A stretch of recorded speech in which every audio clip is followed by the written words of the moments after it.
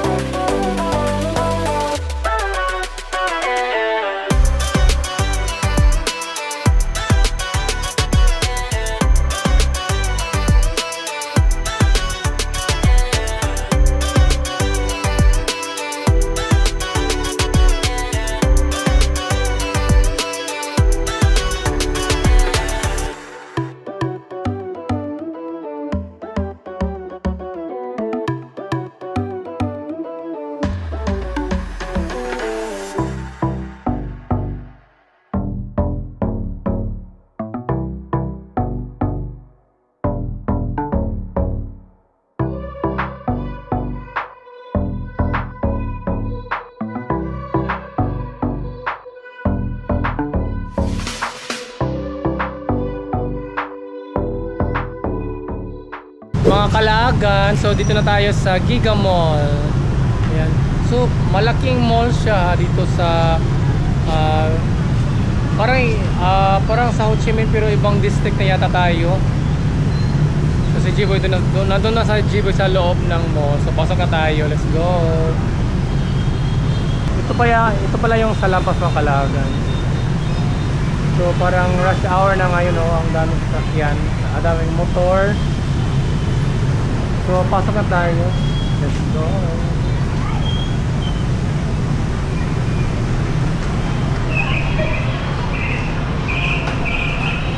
Oh, may McDo yun. Wala yung monkey. Starbucks. So yun, may McDo. So ito na yung sa loob ng Giga Mall. So sa labas mga Kalaagan is makikita mo talaga ang laki-laki niya na mall. Giga Mall. Oh. Hala.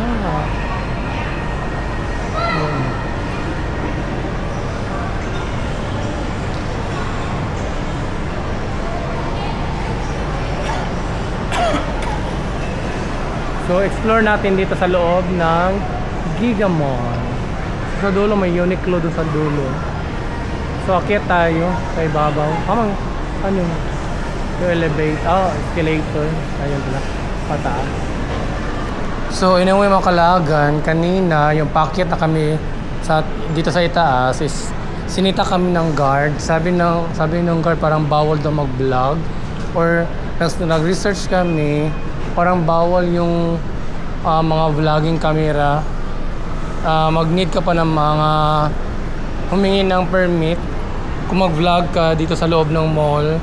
Parang pwede ka mag-video-video sa mga gamit yung phone mo, pero kung mga vlogging camera parang hihingi ka pa ng permit daw.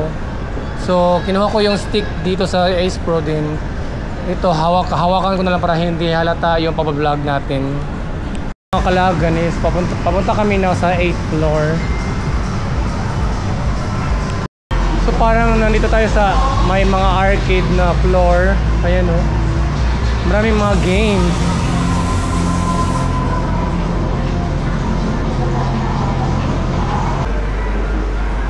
Hala na yung mga claw machine. Kung nandito na tayo sa 8th floor yata mga Kalaagan. So parang ito yung hinahanap ni G-Boy, yung Cloud Monet Art Lighting Experience.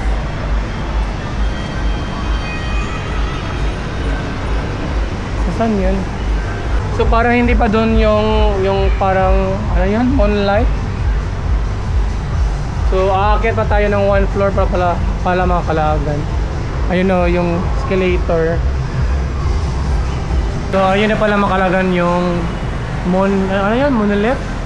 Monet Cloud Monet Art Lighting Experience. Ayun o, akyat tayo. Pasok na tayo mga Kalaagan. So let's go na inside mga Kalaagan.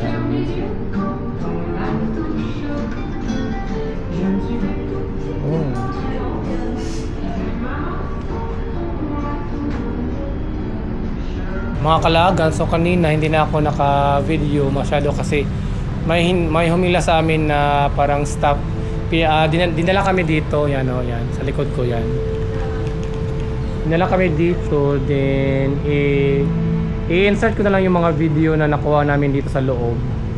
Sa Von Gosh and Monet Immersive 720.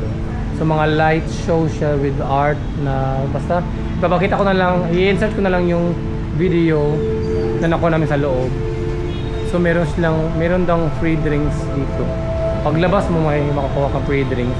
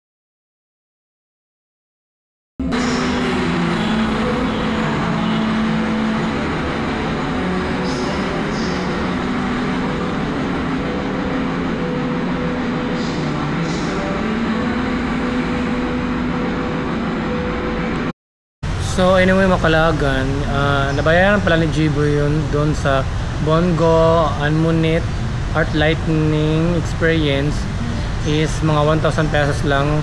Nag-book siya sa Klook. Yung nabayaran niya is 1,000 pesos. 1,000 pesos din. Isang VIP din, libre na yung isang standard. Ako yung standard din, siya yung VIP din. May yung libreng drinks paglabas mo galing dun sa Art and Lightning Experience is isa lang yung libreng drinks. So ayun, niredeem na ni G-Boy ng isang coffee, hot coffee ba, cold coffee, yung iced coffee. So ayun, so anyway, tambay lang kami konti dito sa may cafe, Monet's Cafe. And then after is balik tayo doon sa loob sa yung mga may mga art doon, so balik tayo doon. Sino si Monet? Ewan ko kung sino si Monet. Si Monet Net. Bumili pala ako mga kalaga ng ice cream nila kasi gusto ko tikman na yun. Nakakatakam kasi. So 50,000 dong, 1 cup, pero dalawang flavor. So para siyang OB at coconut yung white parang coconut flavor. Yung ito is OB. So tikman natin.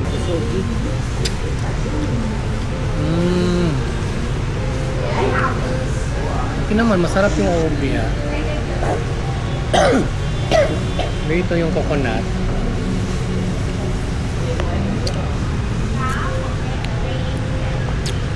Parang I love the coconut. Oh my god, the coconut flavor.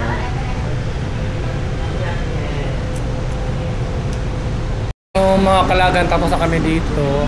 So yun yung makikita nyo sa loob ng Monet Art Lightning. So anyway, ay ito mayroon kami nakita mga art.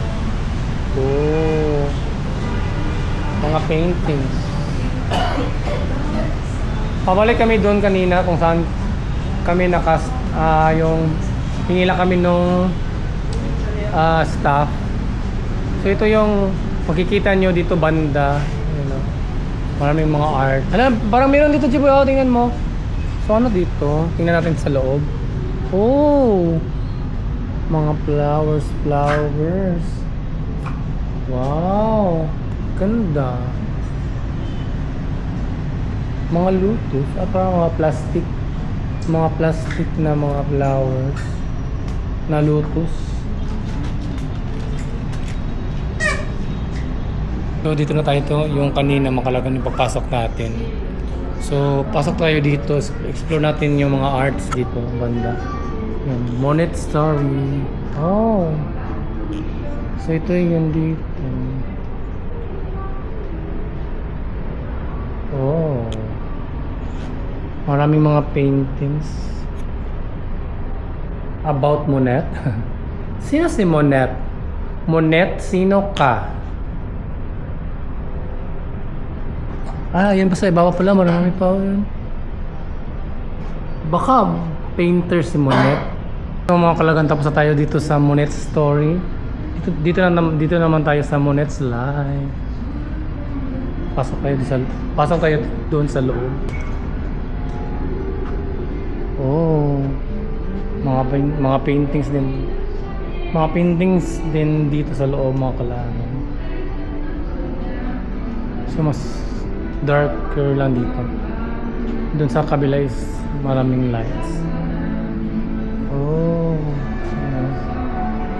anyway makalaga na lowbat pala ako, so nag-change battery tayo. So ito na yung sa loob makalaga na.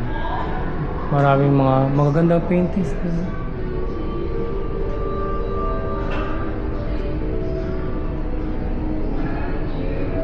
So si G-Boy is parang pwede siya dyan, yung parang may isusuot sa mata. Pero sa mga VIP lang na yung ticket na nakuha na VIP. So ako di ako pwede kasi standard lang yung sa akin. So ito na yung dito sa loob. Meron palang parang free painting na souvenir. Ayun nakalagan. Kasi parang sa VIP yata, so ito, free siya. So parang pwede ka, ikaw mag-cola yata. So ayan mga kalagan. Para siyang, ano, kung sabi tawagan ka ng murag nga na, kanang sa duwa. Virtual. Para siyang virtual art. Virtual reality art. So meron nakikita si Jibo na hindi ko nakikita. Anyway mga kalagan, meron pa pala dito isang room pa yun. Vincent Stall. So pasok tayo. Oh. So ito yung makikita nyo dito.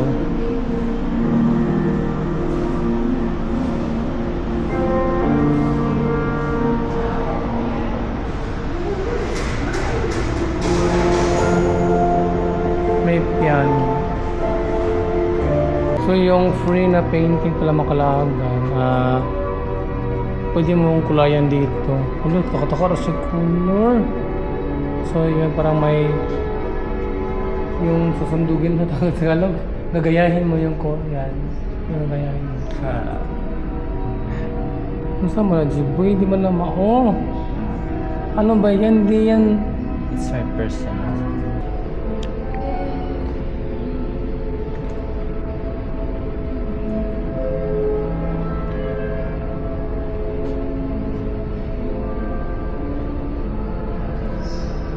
Mga kalaagan, so meron pa pala dito banda nakaligtaan namin.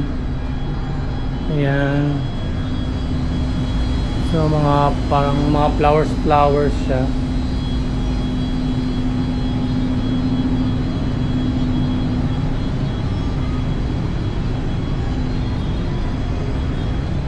So may mga paintings na naman dito banda mga kalaagan. Ayan. Oh, may elevator. Ano yan? Saan papunta yung elevator?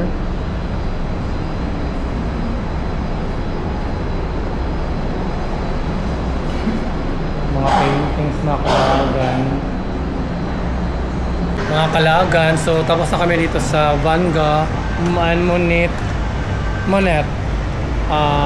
Art Lightning Experience. So, pababa na kami din, hanap kami ng pharmacy kasi may bibilin kami ng gamot. Then, dito tayo kakain. So, hanap kami na makainan din dito sa Giga Mall. Mag-dinner din. After, labas kami kasi punta kami ng isang massage spa.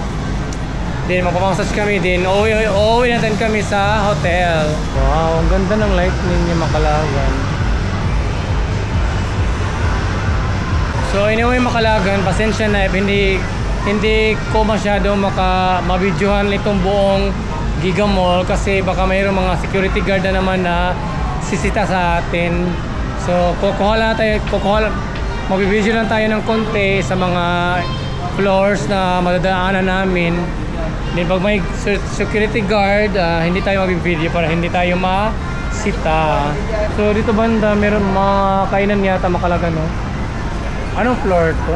L5? Oh. Miming. So anyway makalagan, ang bango-bango dito banda. Maraming mga restaurant. Bango. Sarap ng bango. So I think parang mga dollars dito makalagan kasi mga restaurant na parang mga restaurant na mamahalin dito banda. Kohako Sushi. Oh my God, lalo akong nagugutom sa mga amoy dito. Ang sarap ng mga amoy. Sobrang spicy bak, parang I think parang masarap dito banda. Spicy bak. Naghahanap kami ng CR makalagan kasi naiihi si G-Boy. Then gusto kong balikan yung spicy box kasi para masarap doon. Oh my God. Mga kalagan, before kami kumain doon sa spicy box, hanap muna kami ng pharmacy kasi bibili ng gamot si G-Boy kasi para daw siyang lalagnatin. Hanap muna kami ng pharmacy.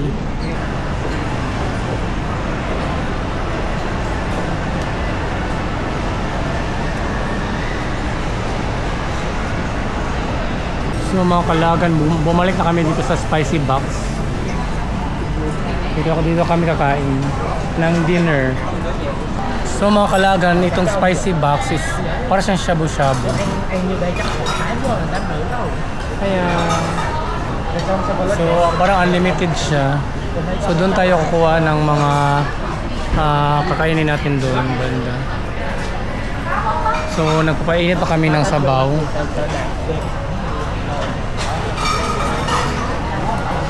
So ito yun mga kalagan, mga foods. Yan. May ready to eat na din yon. Dito ito yung ilagay mo sa sabaw, lulutuin mo pa. Oh, ang sarap. Ang sarap ng mga parang may ano pa to yung sa Korea. Fish cake. Ayan o. Oh God, ang sarap mga kalagan. Mga gulay. Sa mga kalagan, kumuha na kami ng lulutuin. Ayan. Ayan na. Spicy box. So ibuto na ang uban din. Ilagay mo na yan na mga sangkap jiboy. So ito mga ready to eat na. Mga gulay. Wow. May carne yan. Nagdira. Ay, sa'yo.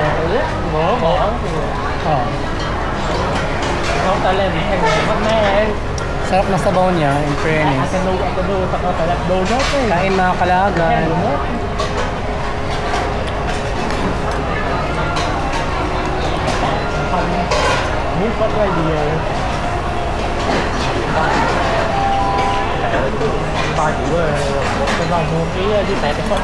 Mga kalagan, so lumabas na kami sa Giga Mall, tapos na kami kumain. Hindi nakabook na sa Jiboy ng Grab at ito nakasakay na kami.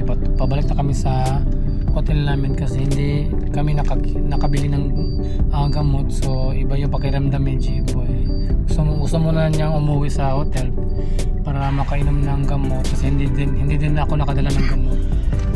So anyway, parang busy-busy dito banda.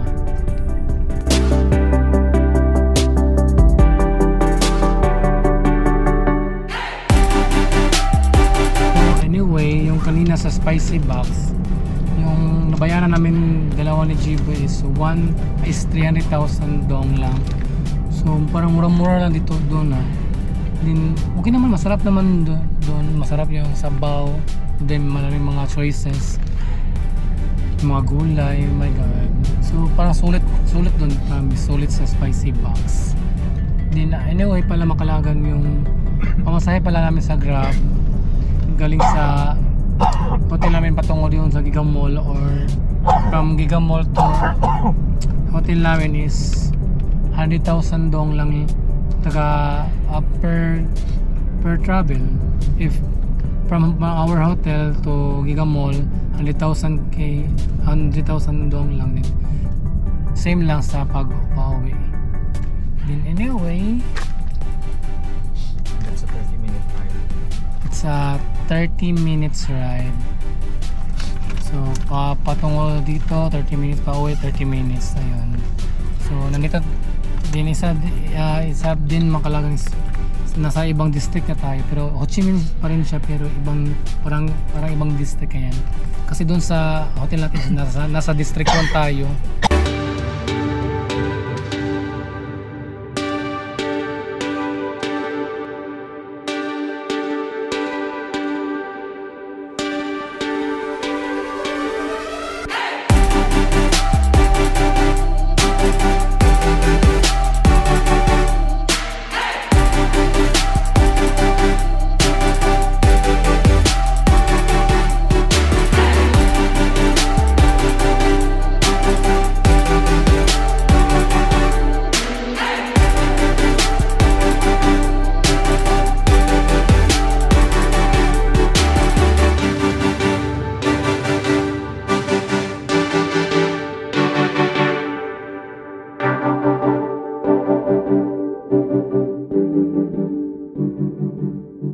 Mga kalagan, so dito kami sa aming room.